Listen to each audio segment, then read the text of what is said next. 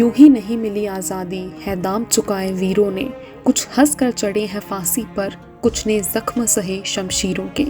जो शुरू हुई सन 57 में, सन 47 तक शुरू रही। मारे गए अंग्रेज कही, वीरों के रक्त की नदी बही। मजबूत किया संकल्प था उनका भारत माता के नीरों ने। यूं ही नहीं मिली आज़ादी, है दाम चुकाए वीरों ने। ये बात तो हम सब जानते हैं कि आज़ादी का स्वाद भारत ने यूं ही नहीं चखा है। इसके लिए अनगिनत देशभक्तों ने न केवल अपना खून बहाया था, बल्कि कईयों ने देश के लिए अपना सब कुछ त्याग दिया था। लेकिन क्या आप जानते हैं कि इतने त्याग, बलिदान, कष्ट, अत्याचार, आंदोलन और कुर्बानी के बाद जब भारत को आज़ादी मिली तो हमारे देश में स्थिति क्या थी?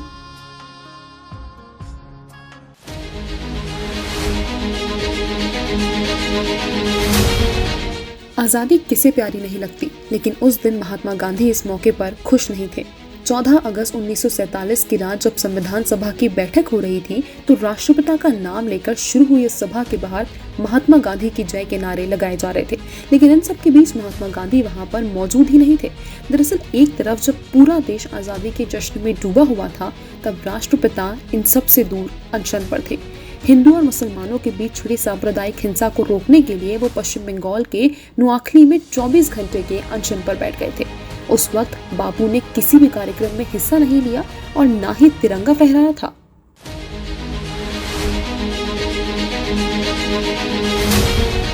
पूर्वी बंगाल का नुआखली जिला जिन्ना के डायरेक्ट एक्शन प्लान की भेंट चढ़ा था। दरअसल 15 अगस्त 1946 को उन्होंने हिंदुओं के खिलाफ डायरेक्ट एक्शन यानी सीधी कार्रवाई का फरमान जारी कर दिया था। कलकत्ता में 72 घंटों के भीतर 6000 से अधिक लोग मारे गए थे, 20,000 से अधिक घायल हो गए थे। इस दौरान 1 लाख से अधिक बेघर हो गए थे। आपको बता दें, इसे कोलकाता किलिंग के नाम से भी जाना जाता है।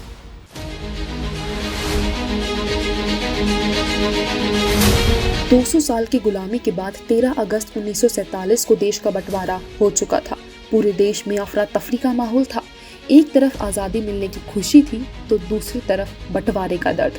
हिंदू, मुसलमान और सिख समुदाय के लोग अपनी सुरक्षित भविष्य की तलाश में बॉर्डर क्रॉस कर रहे थे, लेकिन अपनी धरती, अपनी जमीन छोड़ने का दुख उनका कलेजा छलनी कर रहा था।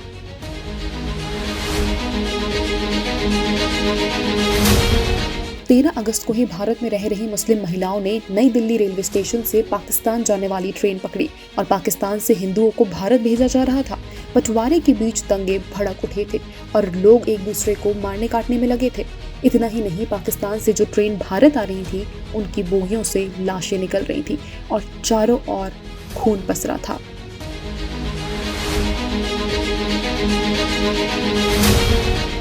दो मुल्क के बंटवारे के महज 50 से 60 दिन के भीतर लाखों लोगों का विस्थापन हुआ था।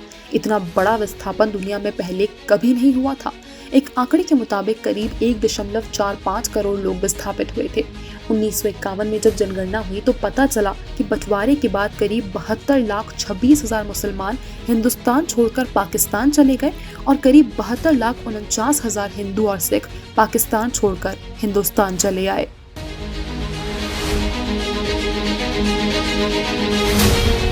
उस वक्त तक त्रिपुरा भारत का हिस्सा नहीं था। त्रिपुरा में लंबे वक्त से राजशाही थी। 13 अगस्त 1947 को ही त्रिपुरा की महारानी कच्चन प्रभा देवी ने त्रिपुरा के भारत में विलय का फैसला लिया था। इसी दिन महारानी ने विलय के कागजात पर अपने दस्तखत किए थे। इसी के साथ त्रिपुरा का भारत में विलय हुआ था।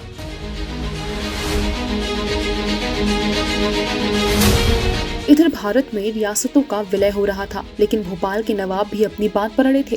13 अगस्त 1947 को भोपाल के नवाब हमीदुल्लाह खान ने भोपाल के विलय से इनकार करते हुए भोपाल को आज़ाद रखने की मांग कर दी। उधर हैदराबाद के निजाम भी इसी तरह की कोशिश में लगे थे।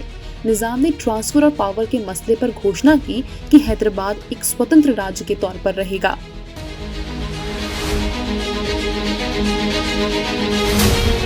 इस बीच मुस्लिम समुदाय के लिए ये खुशी का दिन था। 13 अगस्त के एक दिन बाद यानी कि 14 अगस्त पाकिस्तान की आज़ादी का दिन मुकर्रर हुआ था।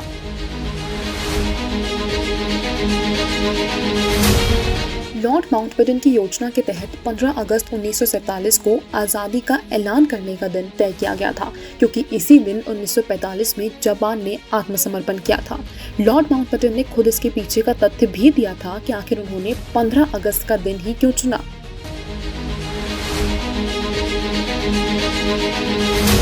आज़ादी के जश्न के लिए 15 अगस्त की तारीख तय हो गई, मगर ज्योतिषियों ने इसका जमकर विरोध किया, क्योंकि ज्योतिषीय गणना के अनुसार ये दिन अशुभ और अमंगलकारी था। ऐसे में दूसरी तारीखों का चुनाव किए जाने लगा, मगर लॉर्ड माउंटबेटन 15 अगस्त की तारीख को नहीं बदलना चाहते थे।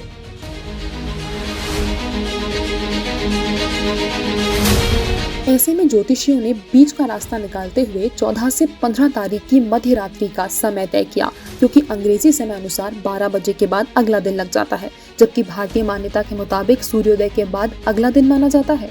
ऐसे में आज़ादी के जश्न के लिए अभिजीत मुहूर्त को चुना गया, जो 11:51 से शुरू होकर 12:39 तक रहने वाला था, और इसी बीच पंडित जवाहरलाल नेहरू को अपना भाषण भी समाप्त करना था।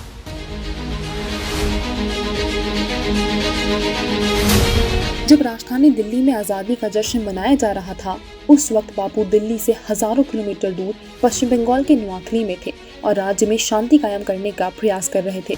जानकर बताते हैं कि पंडित नेहरू के ऐतिहासिक भाषण को पूरे देश ने सुना, मगर गांधी जी नहीं सुन पाए थे।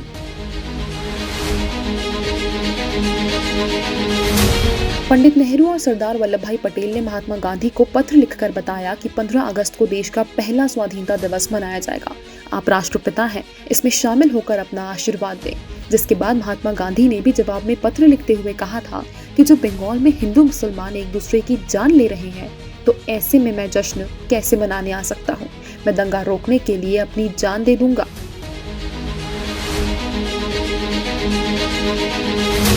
हर साल स्वतंत्रता दिवस के मौके पर प्रधानमंत्री लाल किले से झंडा फहराते हैं, लेकिन 15 अगस्त 1947 के दिन झंडा नहीं फहराया गया था। लोकसभा सचिवालय के एक शोध पत्र के मुताबिक पंडित नेहरू ने 16 अगस्त 1947 को लाल किले से झंडा फहराया था और आज़ादी के अवसर पर भारत का पहला राष्ट्रीय ध्वज सेंट जॉर्ज किले पर फहराया गया था। इतना ही नहीं, 15 अगस्त को भारत और पाकिस्तान के बीच सीमा रेखा का निर्धारण भी नहीं हुआ था। इसका फैसला 17 अगस्त को रेडक्लिफ लाइन की घोषणा से हुआ था। देश भले ही 1947 को आज़ाद हो गया हो, लेकिन हिंदुस्तान के पास अपना खुद का राष्ट्रगान नहीं था। हालांकि रविंद्रनाथ टैगोर ने 1911 में ही जनगण मन को लिख दिया था, मगर 1950 में वह राष्ट्रगान बन पाया था। अब भारत की आज़ादी को 75 साल पूरे हो चुके हैं, लेकिन इस आज़ादी के संग्राम से ऐसे अनगिनत किस्से, कष्ट और दुख हैं जिसका अंदाजा आज भी भारत नहीं लगा सकता। देश आज आज़ादी की 75वीं वर्षगांठ पर उन सभी वीर सैनिक और सेनानियों के त्याग, तपस्या और बलिदान का सम्मान करता है और साथ ही उनके त्याग को नमन करता है, जिन्होंने आज़ादी के कई वर्षों बाद तक अनगिनत कष्ट सहे हैं।